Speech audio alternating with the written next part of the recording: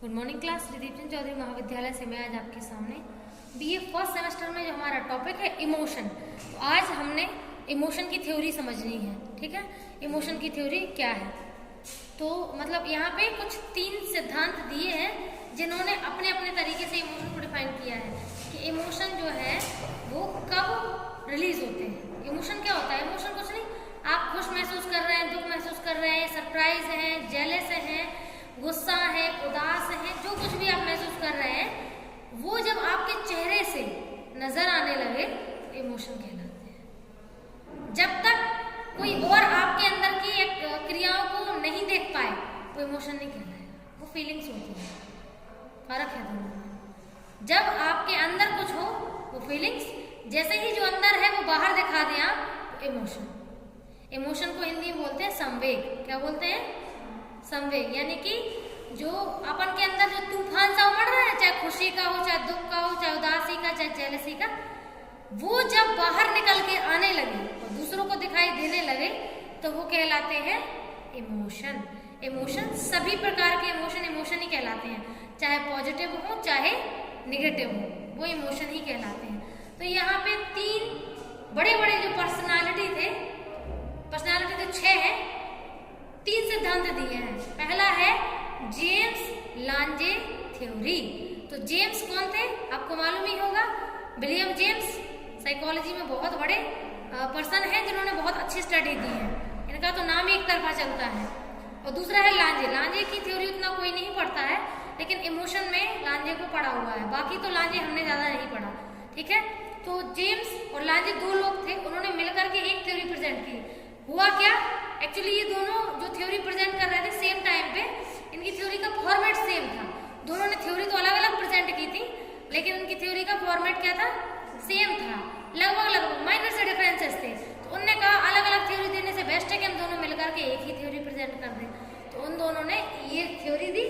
अब देखो इसमें क्या बताया उन्होंने। जैसे मान लो अगर आपसे पूछा जाए कि अगर आपके सामने सांप आ जाए तो क्रम बाय क्रम क्रिया बताइए कि पहले कौन सी क्रिया होगी, फिर दूसरे नंबर पे कौन सी क्रिया होगी, तीसरे नंबर पे कौन सी क्रिया होगी। तो अकॉर्डिंग टू जेम्स और लांजे सबसे पहले इन्होंने क्या बोला कि हमारे सामने स्टिमुलस होना चाहिए। अगर हमें इमोशन दिखाने हैं, कभी ऐसा हुआ है कि आपके सामने कोई भी चीज नहीं है, कुछ भी परिवर्तन नहीं है, लेकिन आप इमोशन रिलीज कर रहे हैं, मतलब बिना कारण के कभी इमोशन रिलीज किए हैं? बताओ जरा, कभी भी आपके इमोशन बिना किसी कारण के निकले हैं? नहीं ना। तो स्टिमुलस का होना जरूरी है ना। तो स्टिमुलस चाहे बाहरी हो या हमारे आंतरिक हो। मान लो अगर हमें, जैसे तुम्हें मान लो इनकी बात कोई बुरी लग गई, इनके सामने इनने कुछ बोला और तुम्हें बुरा लग गया, तुमने इनके सामने प्रतिक्रिया नहीं दी, लेकिन घर पे जाके तुम बहुत सोच रही हो कि बताओ सुलेखा ने ऐसा बोल कैसे दिया मुझसे। इसका मतलब समझ रहे हो? इसका मतलब है कि वो दीपक ये थे पहले, स्टिमुलस ही पहले थी, आपको उसी समय बुरा लगा था। ठीक है, तो वो एक अलग चीज थी। या फिर ऐसा हो सकता है ये तुरंत का रिएक्शन है। ठीक है, आपको तुरंत स्टिमुलस ने रिएक्ट कर दिया, आपने तुरंत महसूस कर लिया। अब मान लो अगर आपने इनने कोई बात बोली आपको समझ में नहीं आई, आप घर पे नहीं, आपने थोड़ा सोचा और समझ में आई, और उसके बाद फिर आपको बुरा लगा, तो कहीं ना कहीं स्टिमुलस तो दोनों तरफ से था ना, पहले भी और बाद में भी। चाहे हम खुद अपनी प्रॉब्लम सोचते रहे या कोई चीज सोच रहे हैं अपने मन से ही, और फिर आपके अंदर इमोशन डेवलप हो जाए, फिर अंदर से इमोशन को मारने लगे, है ना, चाहे वो हंसने गाने वाले, चाहे रोने धोने वाले हो। कभी कभी देखा होगा कि कोई अच्छी चीज आ जाती है तो बड़ा हंसने लगते हैं, अपन खुद ही हंसते हैं। और कभी कभी बहुत मतलब ऐसी हर्ट वाली फीलिंग याद आ जाती है, कोई ऐसी इंसिडेंट, तो आपकी आंखों में नमी आ जाती है, होता है ना। तो स्टिमुलस दोनों प्रकार के होते हैं, और दोनों ही प्रकार के स्टिमुलस इमोशन रिलीज करवाते हैं। एक तो जो बाहरी है, जो अभी करंट प्रेजेंट में है, और एक वो जो हमारे खुद के अंदर की स्थिति से निकल के आते हैं, जो हम महसूस करते हैं। ठीक है, तो स्टिमुलस दोनों प्रकार से हो सकते हैं। अब स्टिमुलस समझ में आ गया ना। बिना स्टिमुलस के, यानी स्टिमुलस का मतलब समझ लो वो कारण, जिस कारण की वजह से आपके अंदर इमोशन रिलीज हो रही है। ठीक है, अब स्टिमुलस तो मिल गया, चाहे वो बाहरी हो या आंतरिक हो। दूसरा है फिजियोलॉजिकल अराउजल। तो इनने कहा कि हमें स्टिमुलस दिखता है, स्टिमुलस दिखते ही, जैसे सांप है, सांप तुरंत दिखा, उसकी जो इमेज है वो आंखों में बनी, मस्तिष्क तक पहुंची और मस्तिष्क में प्रोसेस होनी शुरू हो गई। तो इसका मतलब है क्या हो रहा है? फिजियोलॉजिकल एराउजल। फिजियोलॉजिकल का मतलब होता है शारीरिक और एराउजल का मतलब होता है उत्तेजना। शरीर ने पूरा आपके मस्तिष्क ने क्रिया करना शुरू किया तो मस्तिष्क में एराउजल हुआ कि नहीं हुआ, बताओ जरा। हुआ ना, मस्तिष्क में एराउजल हुआ। मस्तिष्क ने आपकी बॉडी को इंस्ट्रक्शन दिए, भाग लो बेटा। तो ये जो बॉडी को इंस्ट्रक्शन दिए ना, तो ये भी फिजियोलॉजिकल रिस्पॉन्स में तो आएंगे। ये भी चाहे आंतरिक क्रिया हो, और जब अपन भागेंगे तो जब अपन के मस्तिष्क को पता चल गया कि ये जानवर खतरनाक है और अब मस्तिष्क ने बॉडी को ऑर्डर दिया कि इधर से निकल लो, तो इतना जो सब कुछ हुआ है फिजियोलॉजिकल रिस्पॉन्सेस है, अराउजल है। आपकी बॉडी उत्तेजित हुई है, हो गई। अब उत्तेजित हो गई तो बॉडी कांपने लगेगी, कांपेगी ना, चेहरे से डर दिखेगा और आप हो सकता है कि थोड़ा बहुत भी मतलब थोड़ा रोना सा भी आ जाए कि अब क्या करेंगे हम, है ना। तो ये सब क्या है, ये है इमोशन यानी डर। सांप से क्या निकल रहा है आपको, डर। अब अंदर तो जो क्रिया होनी थी वो फिजियोलॉजिकल में आ गई, अब बाहरी क्रियाएं भी तो करोगे ना। अगर मान के चलो तुम्हें डर लग रहा है लेकिन तुम दिखा नहीं रही, तो क्या कोई समझ पाएगा कि तुम्हें डर लग रहा है। तो इमोशन यानी कि इमोशनल रिस्पॉन्सेस, यानी कि अब आप चेहरे से अपनी बॉडी की एक्टिविटी से प्रतिक्रिया दे रहे हो कि आपको डर लग रहा है।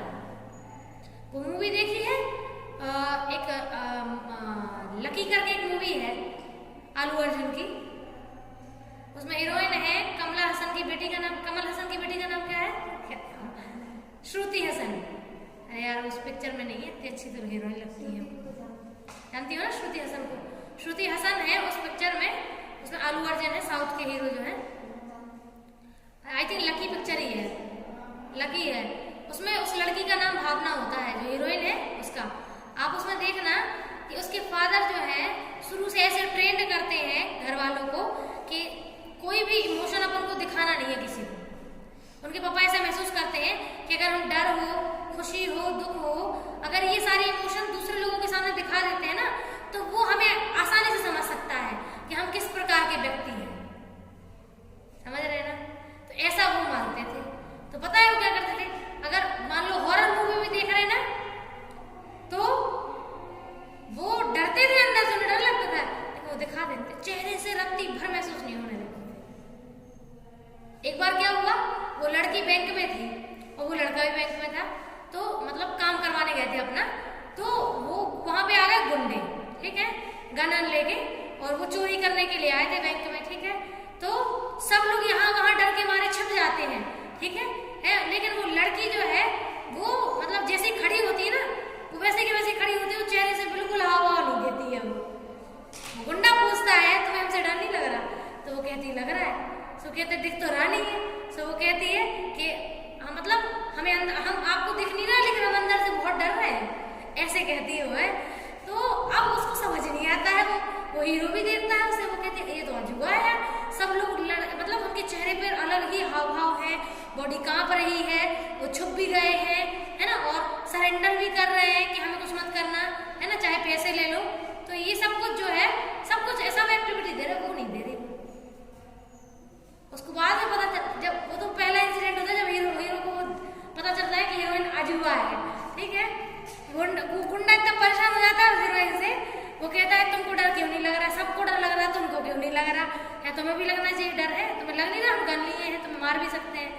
तो वो कहती नहीं बहुत डर लग रहा है, अंदर से आपको पता नहीं हमें अंदर से कैसा फील हो रहा है।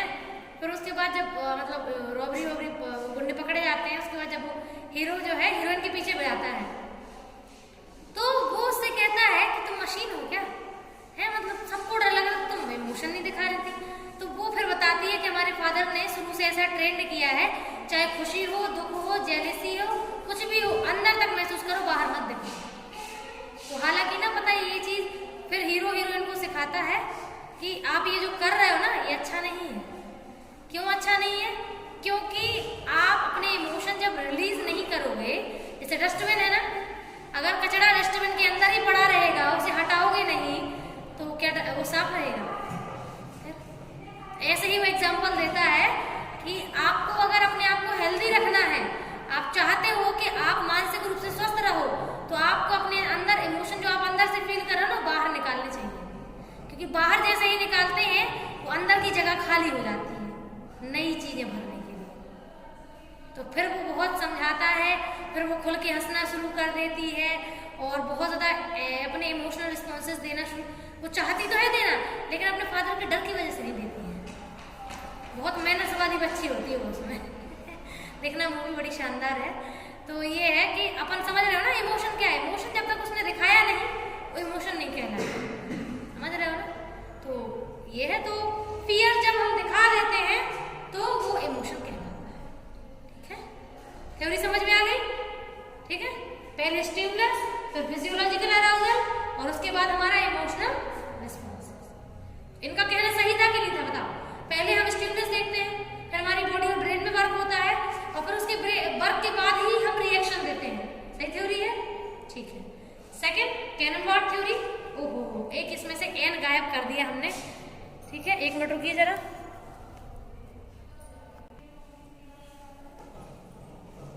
ठीक है, तो जो कैननबार्ड थ्योरी है, तो ये दो लोग हैं कैनन और बार्ड। ठीक है, तो इनकी भी थ्योरी इमोशन में ही अच्छी है, बाकी तो हमने नहीं पढ़ी ऐसे।